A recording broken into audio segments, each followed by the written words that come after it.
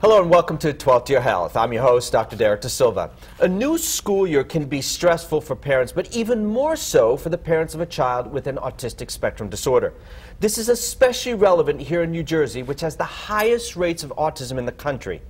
Here with some advice on sending your child with the disorder to school is Dr. James Coplan. He holds a rare triple board certification in pediatrics, neurodevelopmental disabilities, and developmental and behavioral pediatrics. He's also the author of the book Making Sense of Autistic Spectrum Disorders.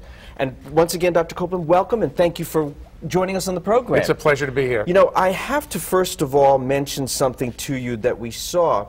That was something from a British journal. One of the British researchers say that they've come up with a 15-minute brain scan that can diagnose autism almost as effectively as conventional methods. Your reaction?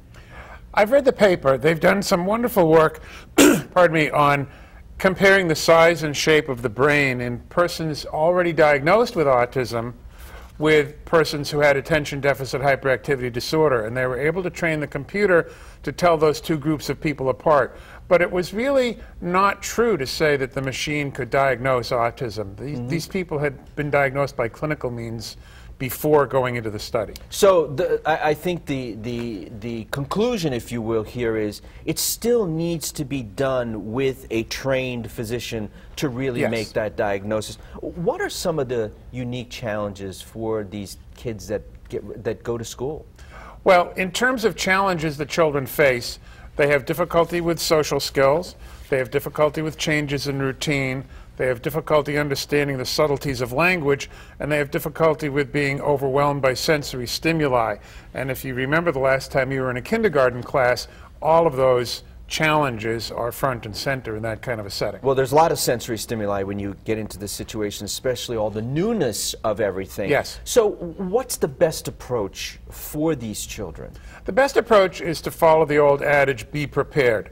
The parents should prepare the child in advance, prepare the teacher in advance, prepare the child's peers, and they should prepare themselves. Right. Well, we have some tips that we can just get right into here. And first of all, sending autistic child to school. Number one, prepare your child. How do we prepare the child? In the best possible scenario, the parents would take the child to visit the school late in August, early in September, before the school is open, walk the child around so the child becomes familiar with the layout, meet the staff, and this includes the bus driver, the janitor, the cafeteria staff, as well as the teacher, and take pictures and then bring all of that material home, make it into a picture book so when the child actually goes to school, he or she is already familiar with the environment they're going to be going into. Wonderful. We've our next tip here is, yeah, you got to talk to your teachers, right? You've got to talk to the child's teacher. This is important for any child and for the teacher to know the child. But given the fact that a child on the autistic spectrum